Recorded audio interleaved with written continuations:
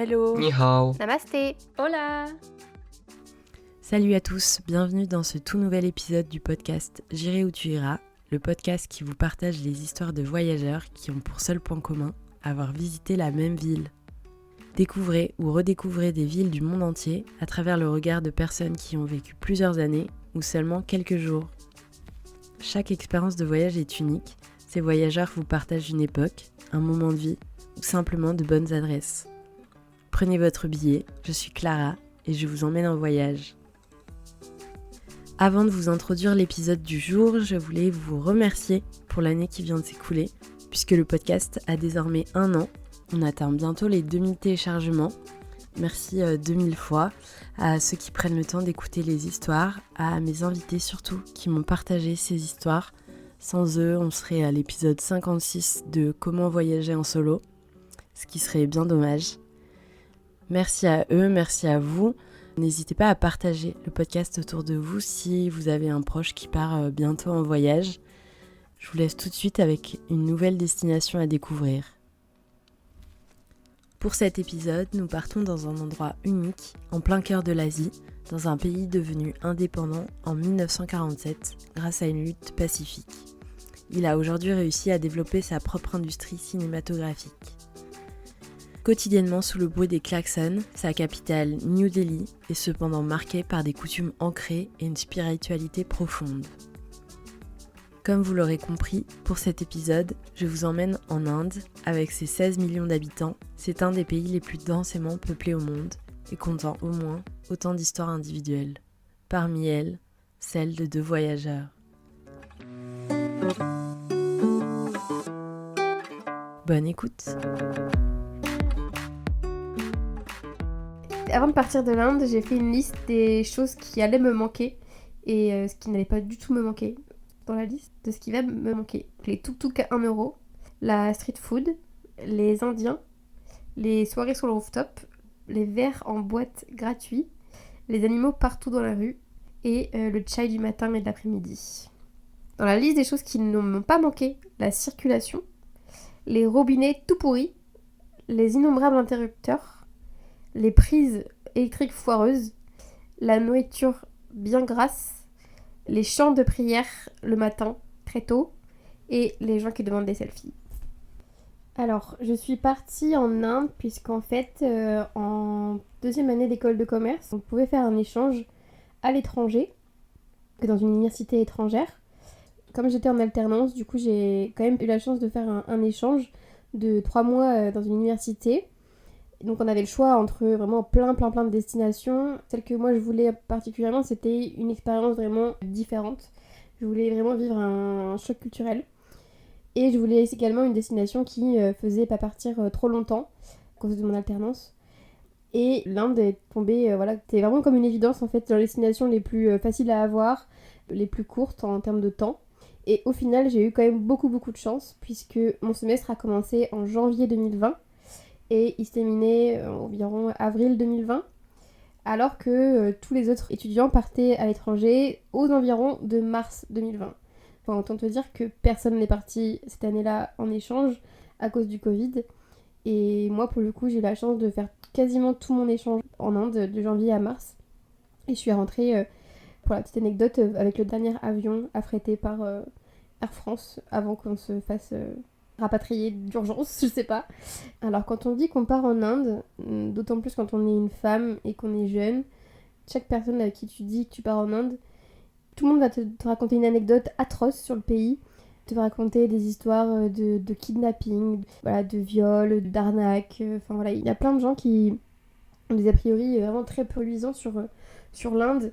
Et pour le coup, moi j'ai su que je partais en Inde, ça devait être en juin 2019 et je suis partie effectivement en janvier 2020. Ce qui fait que pendant 6 mois, vraiment, je savais que je partais et j'ai eu le temps d'en parler autour de moi. Les gens ont eu le temps vraiment de m'en parler et pour le coup, j'ai vraiment paniqué. J'étais vraiment très stressée à l'idée d'y aller. Dans l'avion, j'étais très stressée. En arrivant à la douane, encore pire. J'avais vraiment peur de sortir. J'avais vraiment peur de trouver des cadavres par terre. Même de sortir toute seule, je pensais que j'allais me faire agresser ou que j'allais mettre un orteil dehors. Alors que pas du tout. Pas du tout. Ça s'est pas du tout passé comme ça. Je dirais que je comprends les a priori que peuvent avoir les gens parce qu'en fait, c'est un tel décalage culturel et c'est une telle remise en question de tout ce qu'on a appris, nous, dans notre culture occidentale, que je comprends que ce soit vraiment un choc et un bouleversement. Souvent, je dis que quand j'étais en Inde, j'ai l'impression que c'était même pas ma vie ou que c'était même pas ma planète, c'était une autre planète en fait. C'était vraiment irréel en fait. Tous tes codes sont bouleversés, tout ce que tu as pu apprendre avant dans les façons d'agir, de se comporter, rien n'est pareil en fait. Donc je comprends ce bouleversement qu'on peut avoir, mais je pense qu'il c'est important d'avoir l'ouverture d'esprit, de comprendre aussi que notre façon de penser n'est pas la pensée ultime et que faut juste s'adapter et comprendre aussi qu'on voilà, on peut faire différemment. Et globalement, moi j'ai adoré mon expérience en Inde, justement pour ce dépaysement et ce choc culturel-là. T'apprends beaucoup de choses sur, par exemple, la mort, en fait, la vision de la mort qu'ont les hindous, c'est vraiment quelque chose de totalement différent que nous on a en France. Et en fait, tu t'apprends de plein de choses comme ça qu'eux ils ont, qui pensent différemment comme nous on peut le voir en fait. Et ça, je trouve que c'est toujours bon à prendre pour son esprit. Je vivais à New Delhi parce que mon école était à New Delhi. J'habitais plus précisément à Nalvianagar, qui était un petit quartier résidentiel pas très loin de mon école. J'étais dans une guest house, donc c'était une maison avec plusieurs chambres dedans. Et les gérants de la guest house étaient ultra gentils. Ils nous préparaient tous les matins notre petit déjeuner au lit. C'était incroyable. Ils faisaient le ménage dans notre chambre et le soir ils nous faisaient à manger. J'avais vraiment créé des bons liens avec les gérants. Alors ils parlaient pas du tout anglais, enfin très très mal. Mais du coup c'était vraiment le langage comme tu peux en fait. Et ça c'était vraiment marrant. Puis même des fois je montais avec eux dans les cuisines pour voir comment ils cuisinaient, etc. Il y a tellement pas de barrières, en fait tout est possible avec eux donc ouais, c'était vraiment cool. Et il y a bien avec New Delhi quand on est en Inde, c'est que c'est assez central pour ensuite pouvoir voyager tout autour dans le nord de l'Inde. Ça permet de faire facilement le Rajasthan. Ça permet aussi de faire tout ce qui va être Varanasi et Rishikesh et également le Taj Mahal. La ville en elle-même de Delhi, je l'ai pas trouvée folle. C'est pas ma ville préférée au monde, pas du tout. Mais c'est un bel endroit pour pouvoir pivoter entre plusieurs très très beaux endroits en Inde. Mon impression sur Delhi, c'est le chaos total en fait. Je pense que Delhi, c'est vraiment la partie la plus exacerbée de l'Inde. Quand on pense à l'Inde, c'est vraiment Delhi en fait. Parce que je pense pas que ce soit à l'image de toute l'Inde, pas du tout. Delhi, c'est très sale, c'est très bruyant, c'est très pollué. C'est très grand aussi, très très très grand. Et c'est vraiment le bazar pour le coup, vraiment le bazar. Mais ça reste quand même une expérience indienne à faire, puisque vraiment le cœur de l'Inde quand même en termes de culture. Mais l'expérience quand même de Old Delhi est à faire, puisque c'est vraiment ce qu'on imagine en fait, une espèce de marché à ciel ouvert et avec des bruits, des odeurs, des stimuli de tous les sens. Il y a des fils électriques partout, des gens partout. Je me demande comment c'est possible qu'il y ait autant de monde en si peu de place. C'est fou. De prendre ce bain de foule. C'est quand même, je pense, à faire dans sa vie une fois. Peut-être pas deux, mais une fois. Et une autre chose qui est bien à Delhi aussi, c'est qu'il y a un mélange de cultures incroyable, puisqu'il y a quand même beaucoup d'influences venues donc, de Moghols, donc influence un peu musulmane. Donc il y a beaucoup de mausolées, de mosquées, etc. Mais il y a aussi beaucoup la culture sikh. Il y a le temple sikh qui est très très beau aussi, le Lotus Temple qui est aussi très très beau. Il y a vraiment plein de religions qui sont représentées à Delhi et qui vivent plus ou moins en harmonie. Pour le coup, quand j'y étais, pas du tout, mais qui essayent en tout cas de vivre en harmonie. Et je trouve ça vraiment cool.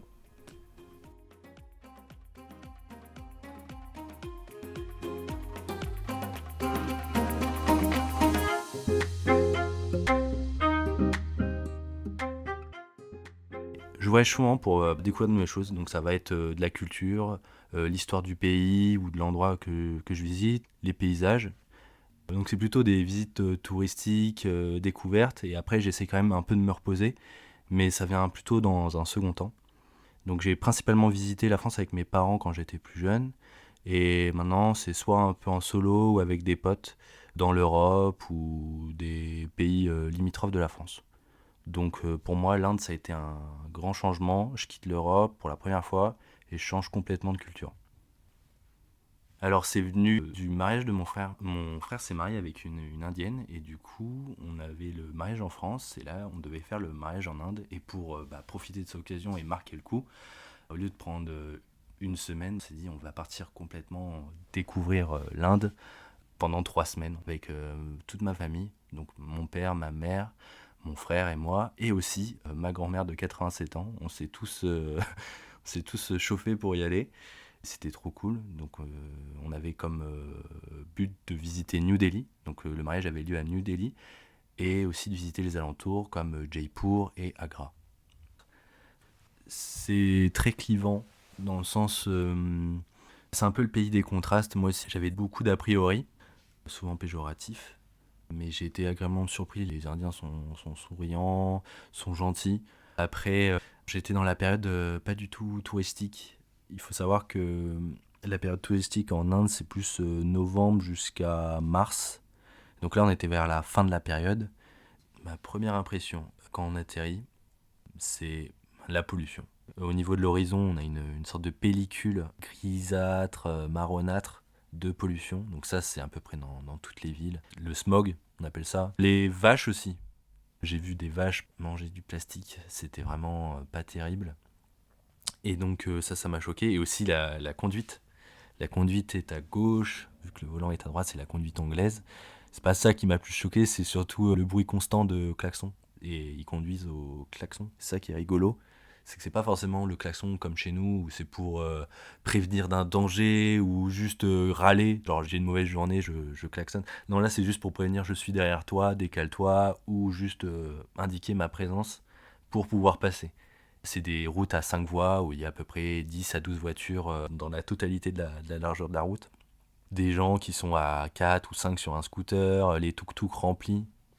J'ai dû voir tellement de choses complètement différentes, que ce soit de la maman qui est derrière un gars qui est assis sur un scooter avec le conducteur qui est devant, et elle a juste une main sur son épaule, et elle tient de son autre main un bébé à peine de 3 mois.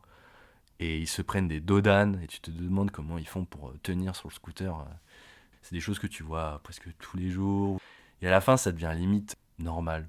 Au bout des 3 semaines, plus rien nous choquait. Tu vois, c'est un peu ça.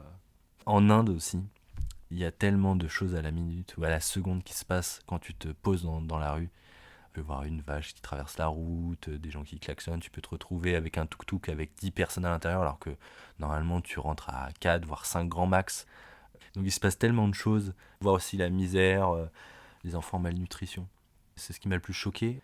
J'ai vécu après chez la famille de la mariée, donc c'est à Gurugram, c'est dans le sud-ouest. C'est un peu le Dubaï de New Delhi, une sorte de Silicon Valley, des grands immeubles.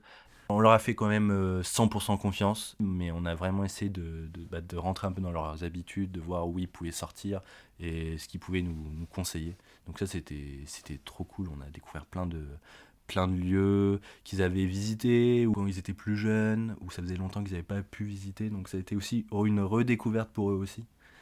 Ce qu'il faut savoir, c'est qu'on avait un conducteur.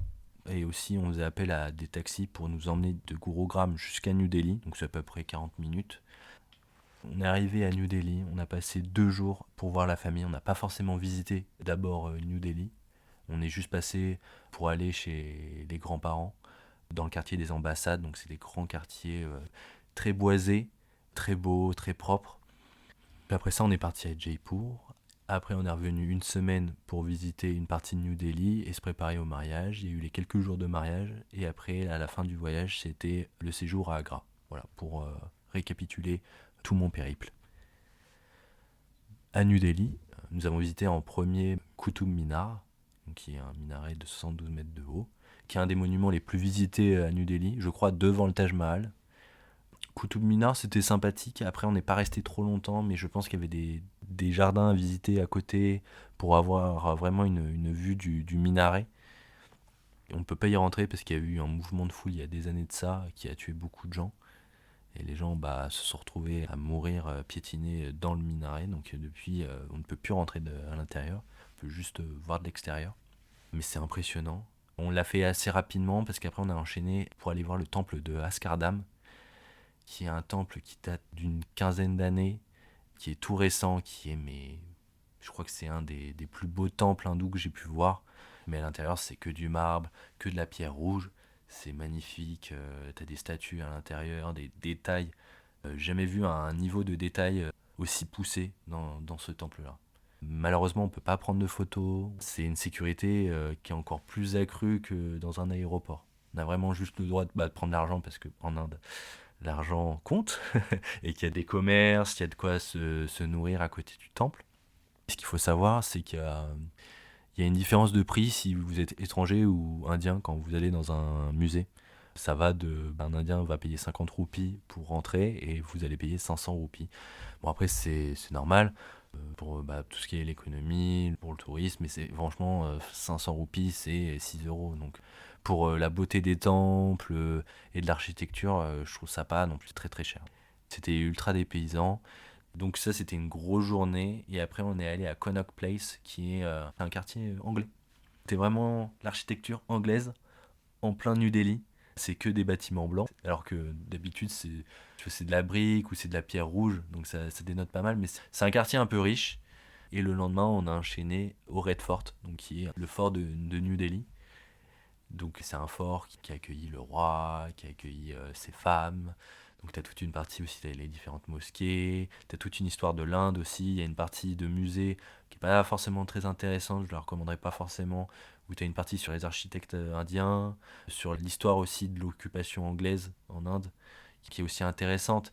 C'est une histoire qui est complètement différente, mais c'est quand même intéressant de comprendre ça.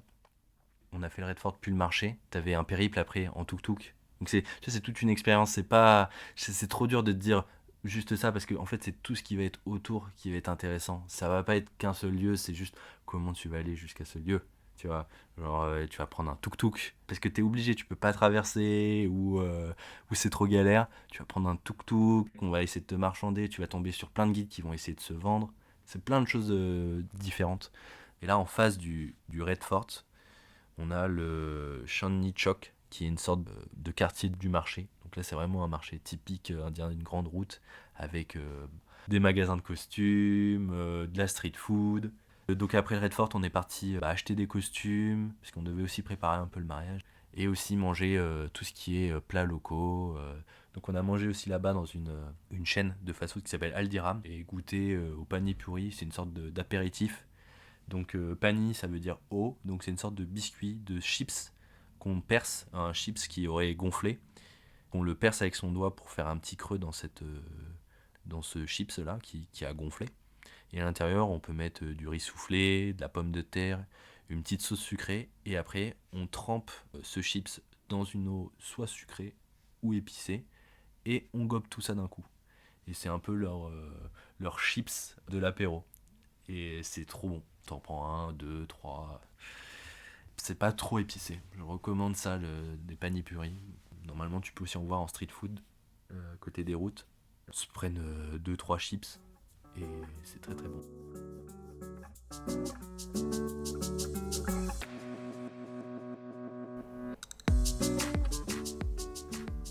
Ce qui est bien avec l'Inde, c'est comme c'est totalement différent et il peut tout se passer en fait. Avec une des potes que je m'étais faite là-bas, on faisait que de dire que everything is possible parce que vraiment en Inde tout est possible. Tu te poses une question, est-ce que oui, tout est possible. Il n'y a pas comme nous en France ou en Europe les règles strictes, ils sont beaucoup moins à cheval sur les règles, etc. Donc en fait tout est possible. Donc soit positif comme négatif. Il peut t'arriver les plus belles dingueries comme les plus grosses dingueries négativement. Tout est négociable, tout peut t'arriver en fait. Mais un des trucs qui m'a vraiment choquée au début quand je suis arrivée, c'est qu'en fait en Inde ils ont des métiers parfois très peu utiles. Dans le quartier où j'habitais, il y a un monsieur qui est payé pour lever une barrière tous les jours. Et je me suis dit mais monsieur il lève la barrière là enfin... Ah oui. Là où nous on a des barrières électriques, le mec est là pour lever la barrière tous les jours. C'était fou.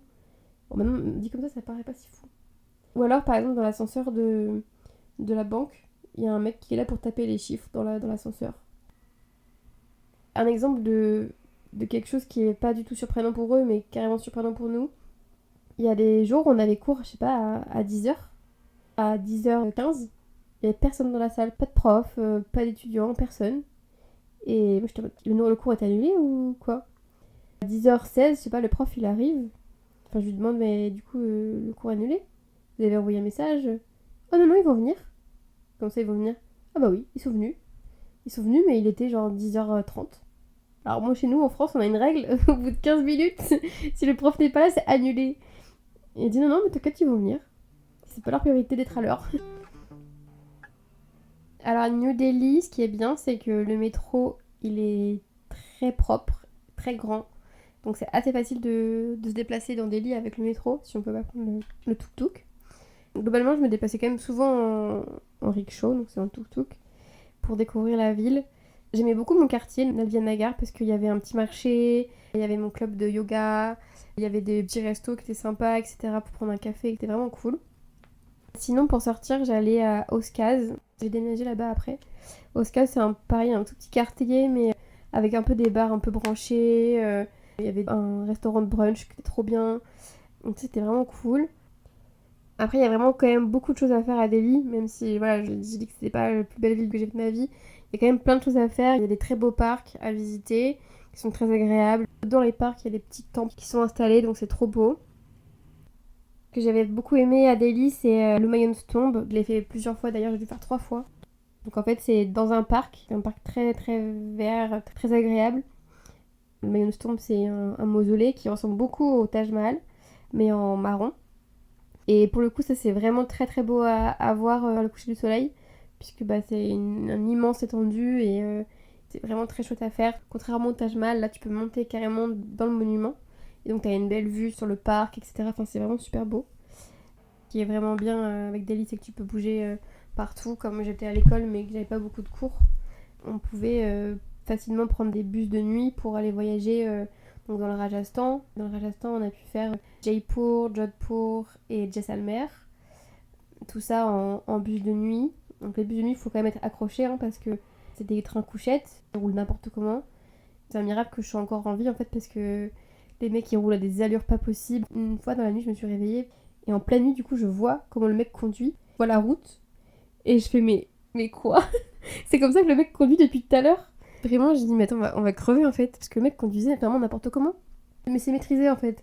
Tu vois ça de l'extérieur, tu te dis, mais en fait, là, c'est mort, là, je suis morte. Faut réussir à dormir avec les klaxons parce que du coup, ils klaxonnent constamment. Mais bon, après, t'es fatigué donc tu t'endors.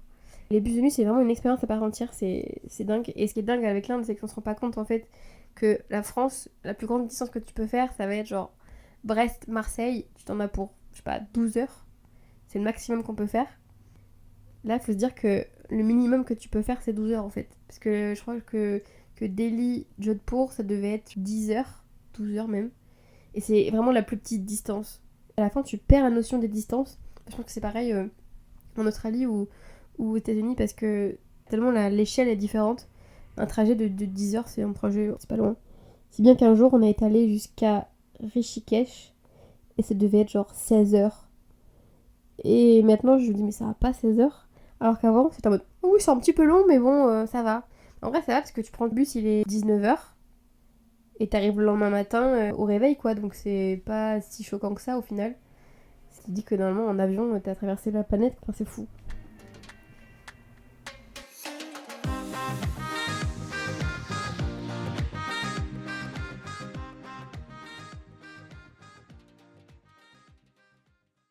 Mon voyage se résume à la nourriture. Ce qu'il faut savoir, c'est que beaucoup de gens viennent pour la nourriture. J'ai même eu des échos de la famille où des gens disaient les gens viennent pas forcément pour les gens ou la culture, mais viennent principalement pour la nourriture. Il y en a, c'est clairement ça. Ils viennent dans un pays, c'est juste pour manger. Alors, j'ai plus les noms en tête, j'ai les ingrédients. En fait, à un moment, quand tu connais un aliment qui te plaît, tu prends tous les plats qui ont ce nom. Et c'est souvent très très bon. Après, tout est très bon. Ce qui est très bien aussi, c'est pour les végétariens, voire les véganes. Il y a très peu de viande et je conseille aussi de pas forcément trop prendre de viande quand on va manger dans un restaurant sans avoir vu les avis.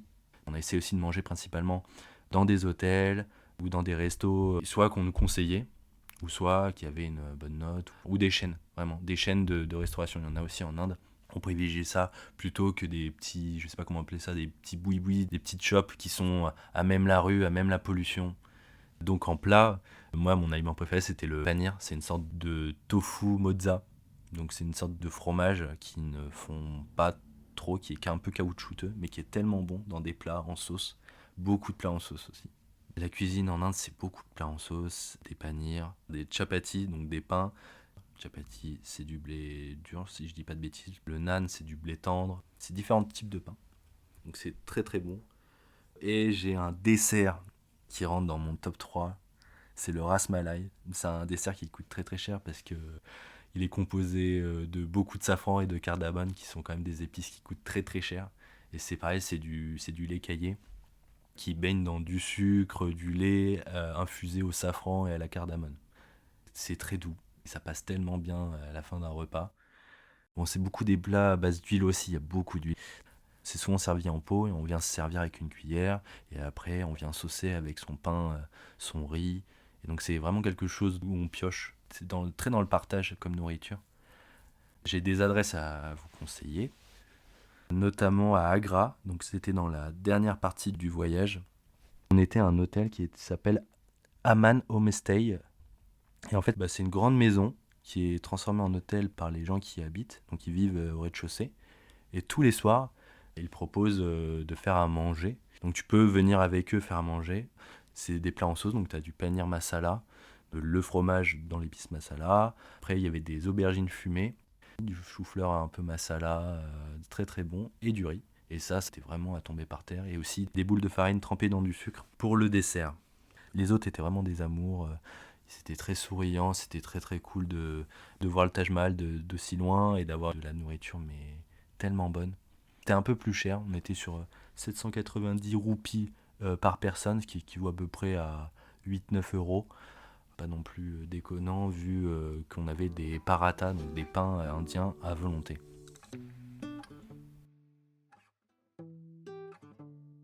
En termes de plats, en fait j'ai mangé plein de trucs, mais que je retrouve jamais dans les restos indiens.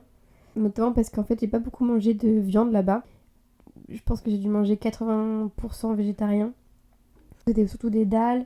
Il y avait un truc avec du paneer. Paneer, c'est du fromage, de l'aloumi un peu. Ça, ils le font dans du curry, etc. C'était super bon. J'ai découvert un truc que je mangeais quand j'avais pas le temps. C'était un magasin devant les sortes de stand devant l'école. Ça s'appelle une parenta. C'est comme un naan, mais fait avec du beurre. Et c'est en pâte feuilletée, en fait. C'est super bon, évidemment. Et t'en as plusieurs sortes, et t'en as avec des légumes dedans, ou de la viande parfois, ou autre. Et ça, c'est vraiment super bon. Mais il n'y en a pas de ça en France. Et sinon, les choses qui sont dans la rue. Alors, il faut oser, ça c'est sûr. Il faut avoir l'estomac bien accroché. Mais c'est trop bon, genre les pakoras, les espèces de samosas.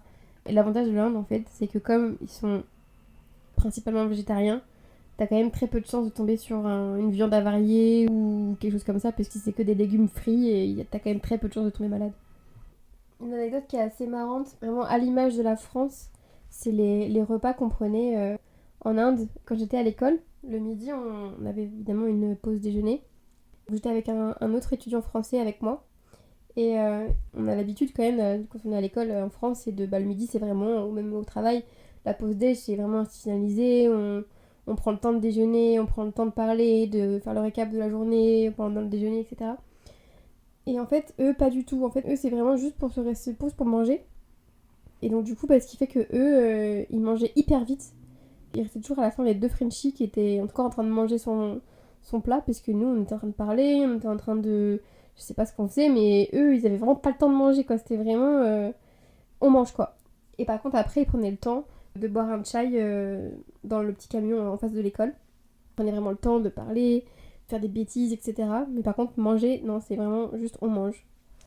Et pour le coup, eux, ils mangent quand même assez vite, parce que c'est pas un moment où on parle, c'est juste... En fait, même ils parlent en mangeant, je crois. Pourtant, moi, je mange vite de base, mais eux, c'est encore plus vite. Une des choses qui m'a beaucoup marquée et qui est très représentative de la différence culturelle avec la France. Et en fait, en Inde, on mangeait le midi à l'école dans une sorte de self, où en fait on récupérait un plateau en inox avec dedans des petits compartiments pour mettre chacun des plats, donc sur le même plateau en gros. Il y avait du coup des légumes, enfin des crudités, du riz, du dal, et un peu de yaourt aussi pour atténuer les épices. Et le premier jour où on arrive, et en fait on n'avait pas de couvert. Et du coup on s'installe et on était en mode on était au milieu des Indiens.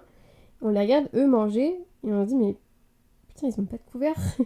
Et on a été demander au chef s'il avait pas des couverts.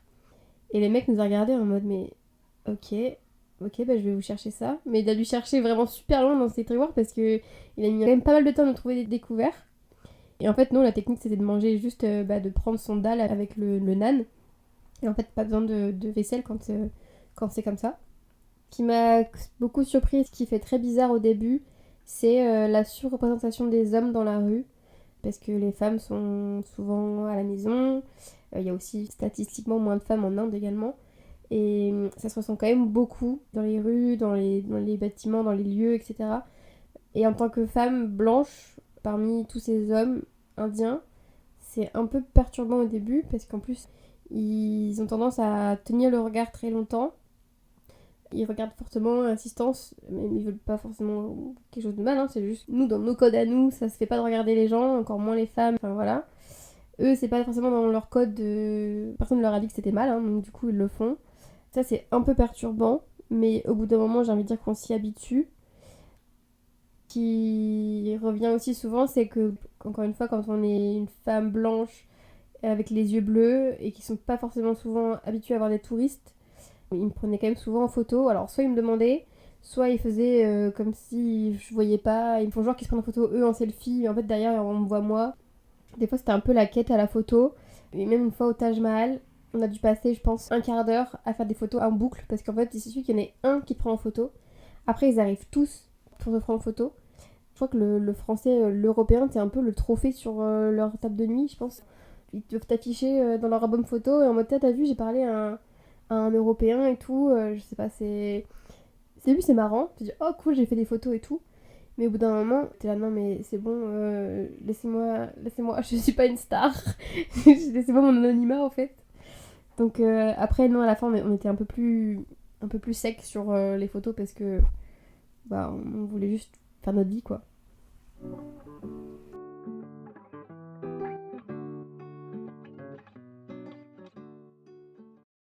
Donc aussi, les Indiens fixent beaucoup, mais c'est pas un regard appuyé ou méchant, c'est juste une sorte de curiosité qui s'en dégage. Et ça peut être déroutant la première fois, mais après on arrive à supporter ce regard. Je sais que ça peut déranger certaines personnes. Les Indiens sont très gentils, j'ai pas eu de soucis à part ça. J'ai souvent été pris en photo aussi, dans des lieux touristiques principalement, où les gens se prenaient en photo devant les monuments et me demandaient de poser avec eux ou de prendre une photo directement. Donc ça c'était très très drôle. J'aurais dû faire payer mes photos, mais j'ai pas la négociation indienne, donc j'ai passé mon tour. Après, j'ai beaucoup vu aussi de femmes voyager seules en Inde. J'ai dû en voir au moins 3-4 dans mon voyage, mais c'est déjà notifié. J'avais pas l'impression qu'elles étaient gênées ou en danger. Je sais pas si c'est le terme. Donc, même elle, à un moment, je me suis fait photographier et elle m'a dit I feel you. Genre, je comprends ce que tu es en train de vivre. J'ai eu 3 photos avant moi. Parce que je sais pas, j'ai les cheveux un peu longs, donc je pense que c'est peut-être ça. Ils se sont dit, vas-y, c'est un touriste avec les cheveux, un mec avec des cheveux longs, on n'en voit pas souvent, on va prendre une photo, une vidéo des fois. C'était un peu déroutant au début, et après on prend ça sous le ton de la rigolade, et vraiment ça dure quoi? Ça dure même pas 5 secondes le temps de prendre une photo.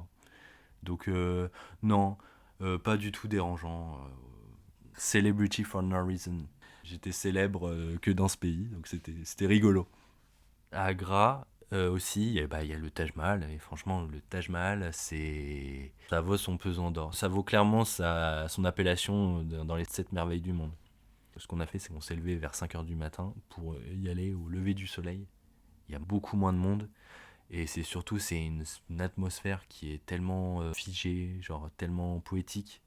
On prend son temps, il y a une rivière juste à côté, et c'est doux. Je ne sais pas comment l'expliquer, mais c'était tellement beau, tellement impressionnant. Il faut savoir que le Taj Mahal, c'est que du marbre. C'est que du marbre, et c'est même à l'intérieur du marbre, c'est incrusté de pierres précieuses. Et donc c'est magnifique. C'est magnifique, tu prends des photos, tu te régales, tout simplement. Ouais. Moi je dirais que ça fait un peu cliché, mais je dirais le Taj Mahal le matin. C'était vraiment... c'était aussi à la fin du voyage, on commençait à se dire, bah, c'est le moment bientôt de rentrer. Et ce moment-là, c'était trop beau. C'était vraiment le côté où tu te poses et tu réfléchis. C'était une bonne pause suite à toute cette péripétie qu'on a pu avoir avant. Le Taj Mahal et Agra, moi je pensais qu'il n'y avait que ça à faire, mais il y avait aussi d'autres monuments. Il faut savoir qu'il y a des temples un peu partout. C'est un peu comme nos églises, mais vraiment il y en a beaucoup plus. Il y en a même sur les routes. À Jaipur, j'ai vu des temples sur les routes, des mini-temples, en plein milieu d'une avenue où tu peux retrouver une personne en train de prier à l'intérieur. Donc beaucoup de temples. Donc on a visité un tombeau. Pareil, c'est le tombeau d'un roi qui a mis toute sa famille. Bon, ce qui est drôle, c'est qu'en Inde, tout ce que tu vois, tous les forts, les temples, c'est souvent pour une personne. Il y en a partout, parce que telle personne voulait son temple, telle personne voulait sa forteresse. Donc il y a de quoi faire. Après, je le conseille pas forcément parce qu'il est un peu excentré, le tombeau d'Akbar, et qu'il n'y avait pas grand monde. C'est bien, je pense, pour se reposer, ou en vrai, c'était juste ce qu'il fallait, parce que après, le tombeau, fallait payer. On a payé genre 600 roupies. Et on avait payé 500 roupies le guide. On voulait pas de guide, mais le guide a vraiment bataillé. Et pour un billet de 500 de roupies, je vous le fais. C'était sympa, mais on était vraiment plus. On était fatigués. Et avec l'accent indien, c'était pour nous achever. On est resté 3 jours à Agra, le temps d'arriver. Limitez ça sur 2 jours. Si vous avez la moelle de faire la route, d'arriver, de visiter un peu, le lendemain matin de faire le Taj Mahal, et après de repartir à une autre destination, c'est possible. Ce qui est rigolo, quand on a pris des guides, c'est toute une organisation collective autour.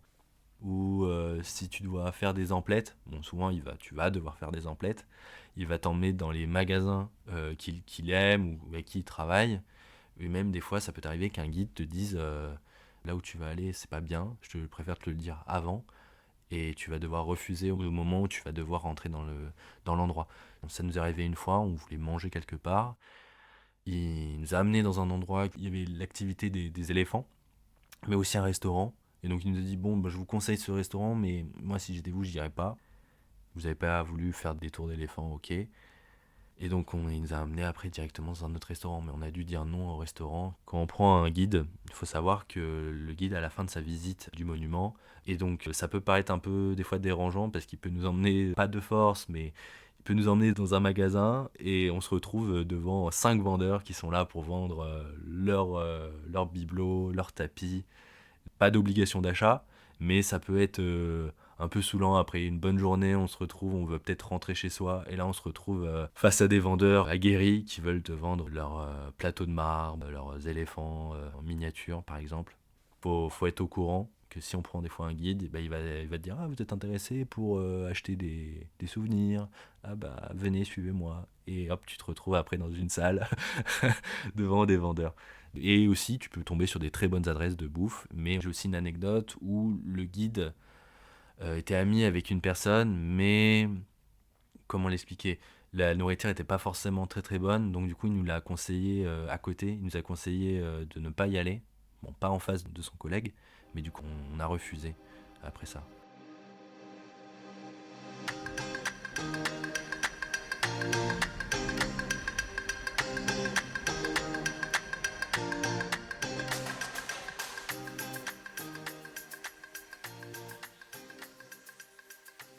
On est allé à Agra pour voir le Taj Mahal. On est allé en voiture, en Uber.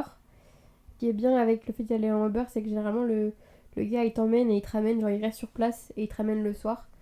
Pour aller à Agra, t'as plusieurs solutions. T'as soit le taxi, quand t'es plusieurs, ça coûte pas cher parce qu'on était 3. Ça nous a coûté genre je sais pas 10 balles chacun. Sinon t'as le train, c'est un peu chiant parce que c'est le train quoi. Et au final non, le moyen le plus simple c'est d'y aller en Uber. C'est cool, c'est que du coup le mec il reste avec toi, donc en fait après il t'emmène partout. Parce qu'après une fois à Agra t'as un autre temple à visiter qui est sympa, donc c'est pratique. Le Taj Mahal évidemment c'est très très beau mais c'est très fréquenté. J'ai un peu de regret de pas l'avoir fait le matin au lever du soleil. Si j'avais à le refaire ce serait vraiment très très très tôt pour qu'il y ait beaucoup moins de monde et pour que l'exposition soit plus jolie. Parce que là on était vraiment en plein soleil etc. Mais c'est vraiment incroyable à voir et c'est vraiment comme sur les photos en fait, c'est vraiment fou. Et j'ai surtout une deuxième fois, mais malheureusement on n'avait pas capté que c'était le jour où Donald Trump venait en visite à Agra. Du coup on n'a pas pu visiter le Taj Mahal, on a dû le voir de loin dans le temple à côté. Mais on avait fait vraiment genre 3 heures aller, 3 heures retour pour le voir que de loin. RIP. Moi, j'en fous, je l'avais déjà vu, mais... Je ne savais pas du tout où était le Taj Mahal avant mon voyage, donc j'ai appris une chose. Moi, je pensais que c'était à New Delhi, mais pas du tout. Et ce qui est bien, en fait, dans le parcours qu'on a fait, c'est que c'est à 250 km l'un de l'autre. Entre New Delhi, Jaipur et Agra, t'as vraiment 250 km. Mais c'est pas pareil qu'en France. Les routes sont vraiment pas forcément en très bon état, donc en vrai, tu les fais pas en 3 heures, 4 heures, tu les fais plus en 5 heures, 6 heures. Donc ça te prend quand même une bonne journée de ton voyage. Donc il faut penser ça. Et en fait, il y a tellement de moments. Moi, j'ai beaucoup aimé le périple à Jaipur. On y a passé 4 jours, mais c'était 4 jours vraiment. On commence par Jaipur, qui se passe au Rajasthan. C'est quand même différent de New Delhi, parce que c'est encore plus désertique. Ça veut dire la ville rose, Jaipur. Souvent, c'est un peu rouge, mais là, vraiment, toute la ville est rose. T'as toute une partie commerçante. J'ai beaucoup aimé le quartier commerçant. Et les monuments. Il y a le Jal Mahal, qui est le palais sur l'eau, et il y a le palais des vents, qui est magnifique. Et tu as aussi derrière les appartements du Maharaja, puisqu'il y a toujours le Maharaja, et tu peux visiter une partie. Et donc c'est magnifique, on peut le voir depuis la route, mais à l'intérieur aussi c'est très beau, il y a des très beaux vitraux aussi à l'intérieur. Et tu peux même aussi visiter une partie de ces appartements, mais on l'a pas fait, parce qu'on était un peu en retard au niveau planning. L'architecture est tout simplement sublime, donc ça c'était vraiment...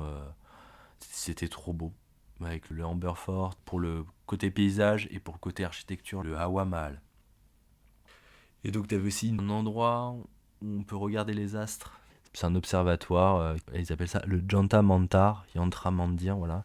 En fait, le Maharaja regardait depuis cet endroit les astres. Et donc ça permettait de calculer quel jour on est dans l'année, quelle période.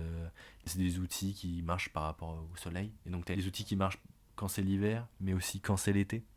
Donc ils avaient déjà tout pensé il y a des siècles. Après, on commençait vraiment à cramer et on s'est fait traquenarder dans un vendeur de cachemire. Que là-bas, c'est très connu, les tissus. Et donc, on nous a vendu du cachemire, mais aussi du pashmina. C'est une sorte de laine qui se retrouve dans le cou des chèvres. Et en fait, c'est la partie la plus douce, mais aussi une très petite partie, donc c'est très très cher. Mais c'est vraiment quelque chose de chaud, mais aussi à la fois léger et résistant, et très doux. Donc c'est vraiment le tissu que tu peux offrir. C'est notamment, il y a beaucoup de maisons de luxe qui l'utilisent, notamment Burberry. Bon bref, ça, c'est ce que le vendeur me disait. Après, à voir si c'est vraiment véridique. Ce que j'aime bien, c'est tout le show derrière. Il te montre que, tenez, voici un échantillon, et bah c'est un faux. Comment c'est un faux? Il faut le cramer. Ça sent le plastique. Alors que là, je vais vous cramer du vrai pashmina. Et le pashmina, en fait, ça a la senteur du poil d'humain, tu vois, un poil d'un mammifère que tu crames, quoi. Le frère de la mariée nous avait conseillé d'y aller, si on avait l'occasion de revenir en Inde, de revenir plutôt dans la période pendant l'hiver, donc de novembre jusqu'à janvier, où là on peut vraiment aller dans le désert à dos de dromadaire et planter une tente. Et ce qui paraît, c'est magnifique le désert là-bas. C'est différent du désert du Sahara, mais c'est un désert qui est sublime. Le trio que j'ai fait donc, dans le Rajasthan est assez connu et assez recommandé. Il y a d'autres villes à ajouter comme Udaipur si on a le temps. Mais moi la ville que j'ai préférée c'était vraiment Jodhpur, donc c'est la ville bleue, qui est vraiment très très très belle. Assez propre j'ai trouvé quand même par rapport aux autres. Il y a un temple qui est magnifique. Dans ces 3 villes il y a vraiment plein de choses à faire qui sont vraiment super. J'ai moins aimé Jaipur par contre. J'ai trouvé ça très sale. Et à part les maisons là avec les tuiles, j'ai pas trouvé ça dingue. Par contre, Jaisalmer, j'ai adoré parce que c'est très proche du désert, donc en fait, on peut facilement faire une nuit dans le désert. Et ça, c'est vraiment une trop belle expérience. C'est un peu plus cher que la moyenne de ce qu'on peut avoir en Inde, mais le trip, il vous emmène jusqu'à l'entrée du désert. Ensuite, vous prenez des chameaux et vous faites, je sais pas, 2 heures de marche en chameau. Et ensuite, vous arrivez au milieu du désert, mais on crée un espèce de camp dans le désert avec des énormes banquettes. Enfin, vraiment, on est trop bien. Et il y a des enfants qui nous ont fait à manger dans le désert avec juste un réchaud et 2-3 trucs ils ont fait à manger, mais c'est trop bon. C'était incroyable. Et ensuite ils ont chanté, dansé, etc. C'était trop trop bien. Et donc ils nous ont raconté un peu leur vie, ils nous ont raconté leur vie à eux en tant qu'enfants du désert pour le coup. Comment ils vivaient, etc. Et c'était vraiment vraiment hyper fort. Je crois que j'avais pleuré même ce soir-là. Tellement c'était ouf que de ces enfants-là qui passent leur temps à emmener des touristes dans le désert et à leur faire à manger. Et voilà, donc tu fais ça et ensuite le matin tu te lèves au lever du soleil. Donc voilà, le lever du soleil dans le désert c'est fou parce que forcément tu vois que ça. Donc ça c'était vraiment chouette. Je suis allée aussi à Varanasi. Donc Varanasi c'est la ville en fait où les Indiens viennent pour mourir. Parce qu'en fait c'est considéré comme une ville sacrée. C'est là où on voit tous les Indiens se baigner dans le Gange, etc. C'est ici qu'il y a des cérémonies pour les morts. C'est là où je disais que ça m'a vraiment fait changer ma vision de la mort au final. Parce qu'en fait, Varanasi c'est au bord de l'eau. Et tout au bord de l'eau, c'est les quais. En gros, les quais, ça s'appelle les ghats. Et sur les ghats, t'as des crématoriums, mais en plein air. Où en fait, les gens viennent brûler leurs proches sur des bûchers en plein air. Parce que c'est considéré comme le fait que si tu meurs ici, tu finiras au Nirvana. Tu auras d'autres vies. Et en fait, ici, on peut assister à des cérémonies du coup de crémation de gens. Et en fait, ce qu'on a fait nous, c'est qu'on a pris un bateau sur le Gange. Et en fait, tu peux le soir regarder les cérémonies. Et donc en fait, ce qui se passe, c'est que quand il y a un défunt, les hommes de la famille portent dans toute la rue le défunt à bout de bras, donc quand même sur une espèce de cale en fait, ils portent le défunt sur leur cale, sur leurs épaules, avec plein de fleurs au-dessus de lui, etc. Et en fait, ils crient dans toute la ville, ils chantent, ils dansent, ils crient avec le défunt sur leurs épaules. Enfin, ils font ça jusqu'à ce qu'ils arrivent à l'endroit où on brûle les morts. Une fois qu'ils arrivent, ils déposent donc le défunt sur le bûcher. Et pendant tout le temps où le corps brûle, parce que ça prend quand même beaucoup de temps, hein, je crois que ça doit être 6 heures pour des hommes, si je dis pas de bêtises, ils dansent autour du bûcher. C'est pas une danse de la joie. Et quand tu vois que nous, on fait des enterrements, on est là pour pleurer, on est là pour vraiment montrer qu'on a besoin de démontrer notre tristesse, etc. Eux, c'est totalement l'inverse. Les femmes restent à la maison pour pleurer et les hommes viennent cérémonier tout ça avec leurs proches. Ce qui, je trouve, assez dingue à voir. Et c'est une super expérience. Alors, c'est un peu glauque. Moi, j'aime bien cet univers un peu de la philosophie, un peu de la mort, etc. Je trouve ça fou. Et ça donne vraiment, pour le coup, une autre vision de la mort, quoi. Un autre fun fact aussi, d'ailleurs, sur ce truc-là, c'est que ça coûte très très cher de se faire inhumer à Varanasi, parce qu'en fait, le bois qu'on utilise pour brûler coûte très cher. Donc il y a des gens qui économisent très très longtemps pour pouvoir avoir du bois d'ici, pour avoir une place sur ce bûcher d'ici, quoi. C'est dingue. À la fin, quand il reste les os du défunt, ils le mettent dans le Gange. Et donc t'apprends ça une fois que sur le bateau. Et là t'es en mode, je ne vais pas toucher à une seule goutte d'eau de ce Gange. Parce qu'il y a vraiment genre 1 milliard de cadavres là-dedans. C'est horrible. Puis le lendemain matin, tu te balades et puis ils sont en train de se faire leur toilette dedans. Mais on respecte. Et un autre événement, une autre fête qu'il y a aussi, c'est à Rishikesh. Rishikesh, c'est une des villes les plus proches de l'Himalaya, donc là où le Gange est le plus pur. Tous les soirs, il y a aussi une espèce de cérémonie avec des femmes qui sont habillées d'une certaine manière et qui mettent des bougies avec des fleurs sur le Gange. Et ça, c'est hyper beau et c'est hyper reposant, ouais, parce que c'est vraiment hyper doux. Elles mettent des fleurs qui flottent sur l'eau et tout, c'est trop trop beau. L'Inde, c'est un voyage où il y a eu vraiment plein de rencontres, des plus étranges aux plus... Voilà, il y a vraiment plein de rencontres. Parce qu'en fait, les Indiens sont très très ouverts au dialogue, à l'échange en fait, donc c'est pas du tout compliqué d'interagir avec eux. Enfin, ceux qui ont la chance de parler anglais, du coup c'est beaucoup plus facile d'interagir avec eux. C'est pas le cas de tout le monde. Mais quand c'est possible, c'est vraiment des échanges aussi étranges que beaux en fait. Par exemple, quand j'étais à Jodhpur et qu'on a fait une mini rando, une balade pour atteindre de sommets pour voir le coucher du soleil, on marchait voilà, sur les hauteurs de Jodhpur. À un moment donné, je m'arrête pour prendre une photo à un chien. À côté du chien, il y avait un petit papy, mais vraiment vieux papy. Et on a commencé à discuter, on a discuté de la vie. On ne pourrait même plus dire exactement de quoi on discutait, mais je me rappelle qu'on a discuté de choses philosophiques de la vie avec ce monsieur qui, en plus, il ressemblait beaucoup à mon papy à moi. À la fin de notre échange, je lui dis bon bah merci et bonne soirée quoi. Il m'a dit attends, prends-moi en photo, tu me l'enverras par la poste.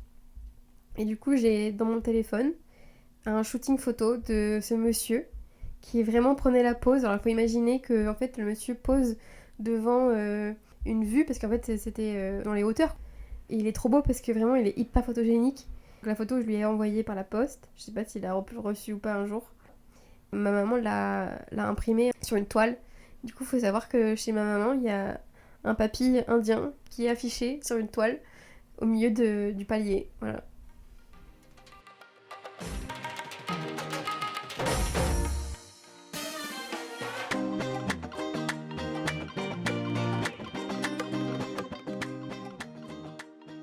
Et après ça, le mariage traditionnel. Alors, le mariage traditionnel, c'est quand même un gros programme. Le marié arrive à dos de cheval et on doit danser devant avec les tambours. C'est quelque chose de voir son frère à dos de cheval arriver et arriver jusqu'à la cérémonie. Ce qu'il faut savoir en Inde, c'est que ça se fait sur plusieurs jours. Au début, on était parti sur 2 jours. Finalement, ça s'est transformé en 3 jours. Donc même la veille des 3 jours, tu as une messe qui est censée annoncer le mariage. Donc là, c'était dans la résidence de la maman. Donc, il y avait un endroit qui était fait pour les fêtes, une sorte de petite salle des fêtes. Et le lendemain, c'était parti pour 2 jours. Le premier jour, c'est le Mendi, donc c'est là où on met du henné, on doit porter des habits en vert. Donc les femmes s'habillent avec un sari, les hommes avec un kurta. C'est une longue chemise qui va jusqu'aux genoux et tu peux mettre un petit veston par-dessus. Et donc ça doit être vert. Moi, j'avais juste l'habit traditionnel pour le mariage, pour le 2e jour. J'avais juste un pantalon vert et ça faisait très bien l'affaire. Donc là, il y a des personnes qui sont là pour te mettre le henné sur les mains. Donc tu peux aussi le faire même si tu es un homme. Bon, c'est quand même privilégié pour les femmes. Mais mon frère l'a fait, il s'est fait du henné au niveau des mains. Pour expliquer brièvement, c'est une pâte que tu laisses sécher et après tu as un tatouage temporaire. Après ça, c'était la soirée karaoké. Donc soirée karaoké avec toutes les musiques de Bollywood. C'est leur musique de soirée avec toutes les chorégraphies qui vont avec. C'était très très cool. Et après ça, le 2e jour, c'était le haldi. Donc là, il fallait porter du jaune et c'est une sorte de mixture d'argile et de cumin, je crois, qu'on met sur les mariés au niveau des bras, de la tête. Et après, on doit les recouvrir de fleurs.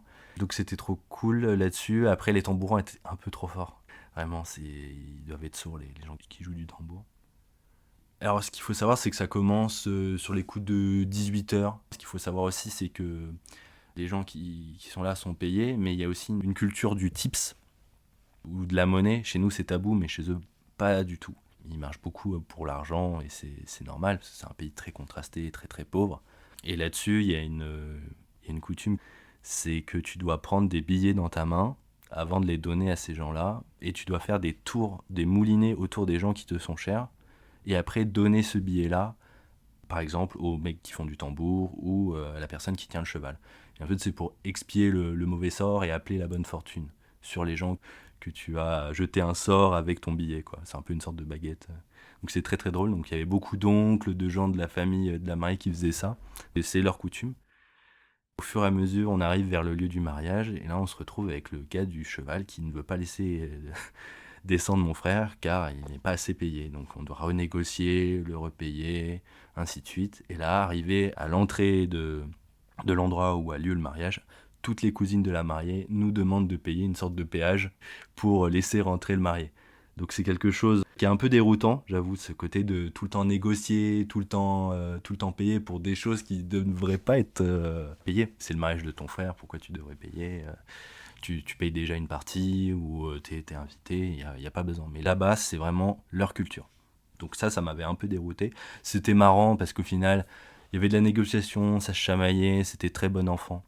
On n'a pas vraiment payé des 100 et des 1000 non plus. Donc on a réussi à rentrer au mariage. Alors, on attendait aussi la mariée qui arrive. Après ça, donc il y a aussi la messe en attendant. Je ne sais pas comment l'expliquer. Un homme religieux qui est là pour marier les 2 personnes. Et juste avant ça aussi, il y a une présentatrice. Donc ça faisait un peu show, télé-show avec une présentatrice, le DJ. Les mariés ont été pris au dépourvu aussi. Ils devaient chanter une chanson, ils n'étaient pas du tout au courant. Donc c'était un peu drôle. Il y a une autre coutume aussi qui m'a fait rigoler, et qui m'a beaucoup plu, c'est celle des vols des chaussures du marié. En fait, le marié va se faire voler les chaussures par la famille de la mariée. Et donc, du coup, on doit tout faire en sorte pour que les chaussures soient gardées et cachées. Et la famille doit les prendre et aussi les cacher pour après, à la fin de la cérémonie, demander une sorte de rançon pour que le marié puisse retourner chez lui avec ses chaussures. Donc ça, c'était aussi très très drôle parce qu'on s'est bataillé. En fait, c'est aussi une sorte de jeu un peu physique où on essaye vraiment de se les arracher ou d'essayer de forcer pour les récupérer.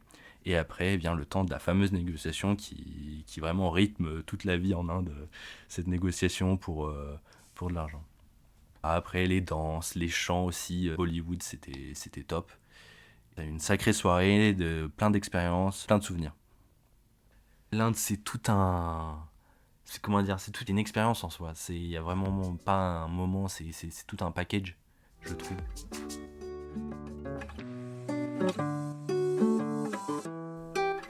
Ce que je dirais à quelqu'un qui va en Inde, c'est oublie les a priori que tu peux avoir et on peut te donner, faire le vide sur tout ça et y aller sans a priori, ouais, sans préjugés. Ce pays est vraiment bizarre, on est d'accord, mais il y a tellement de choses à apprendre et ça permet aussi tellement de relativiser aussi sur sa vie. C'est cliché un peu, mais moi je suis partie pendant les gilets jaunes et franchement j'étais en mode mais on est tellement bien en France, vraiment on est tellement bien par rapport à ce que peuvent vivre les gens là-bas. Et donc ce que je dirais à quelqu'un qui va en Inde, c'est vraiment rester ouvert et ne pas venir avec ses a priori d'Européens.